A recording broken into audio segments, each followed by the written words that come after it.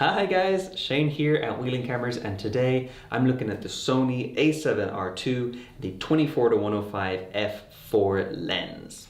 Now, everyone knows that the Sony A7 III is a great camera, and I'm not here to dispute that. It is. However, not every camera is good in every situation. And sometimes when a new camera comes out, some of the older but still great models get overlooked. And I think the A7R II is one of those cameras.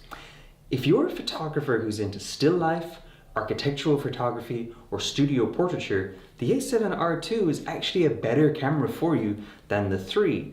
The A7R II has twice the amount of megapixels as the 3 does, so you're getting twice as much detail in your photos. This is hugely important if you print anything, especially if you print it in large formats. So if you want to print something really big for galleries, or you want to make commercial sales in your prints, or you're doing any kind of commercial work that requires large format printing like billboards or very large posters, then the A7R II is going to be better for you than that brand new out of the box A7 III. So your A7R II, it's got 42 megapixel sensor, full frame, it's got 4K video, it's got stabilization inside the body, it's got S-Log, so it's got all the bells and whistles that you'd want from a camera that is able to do really nice video, but it's got that extra benefit for those studio, portraiture, still life, and architectural photographers. So today, what I'm doing is testing it, putting it through its paces. Two things that I really want to show you guys. One is that extreme resolution capability that it has, so there's really high pixel count. And I also want to show you some of the low light capabilities that everyone's always raving about for Sony. So I thought, with Halloween being just around the corner, let's do a dark and moody still life setup.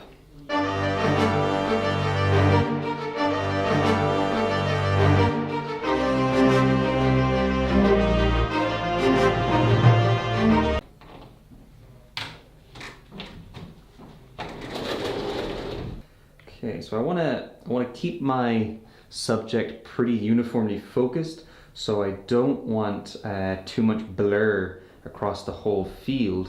And I'm also hand holding this, so I'm just going to put it at 125 just to make sure that I don't get any insane shake on the camera. Now, because I have my shutter speed quite high and my aperture quite narrow, I'm going to have to boost that ISO fairly high. So at the moment I've got it on 6400 ISO. Well, let's just take a shot. Nice.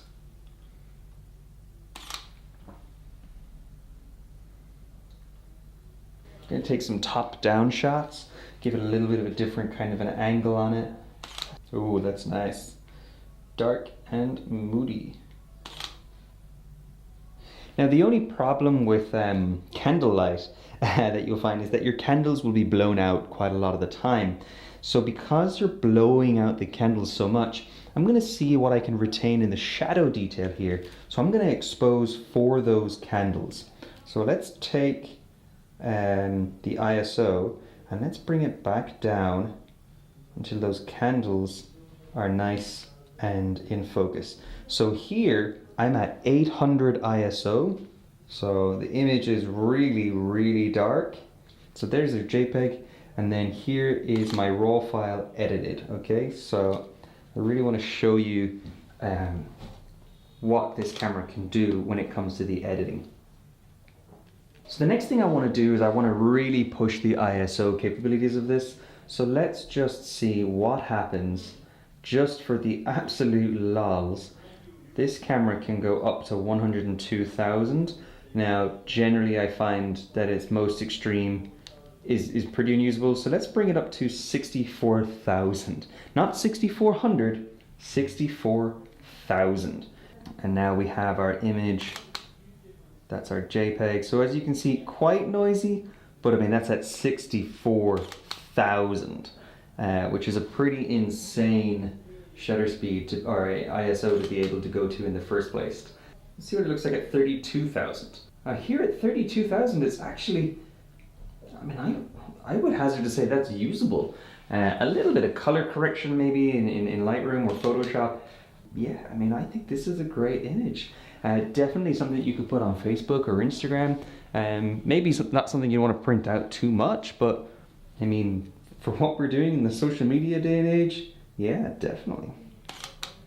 Okay, so guys, that is just a quick rundown of the Sony A7R II, 42 megapixel camera, 4K capability on the video, internal stabilization. We have it in shop with a real special deal at the moment with that 24-105 lens, super fast autofocus. You're not going to get autofocus as quick and as clean as you are with Sony glass on a Sony camera. Really worth it for video, but especially for that photo capability. You saw it there, right there in the photos, straight out of the camera with those JPEGs.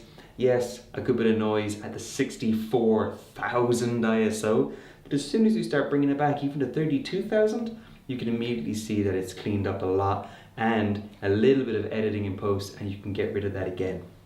You saw the low light capabilities of that, those extreme contrasts with the very bright white of those candles with that very dark background and those dark flowers there, that moody kind of a still life scene.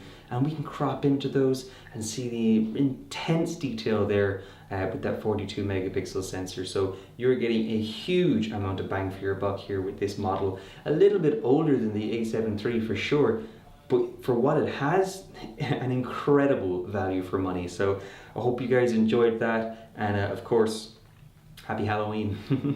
See you guys. Happy a monkey nut. Oh yeah, monkey nut.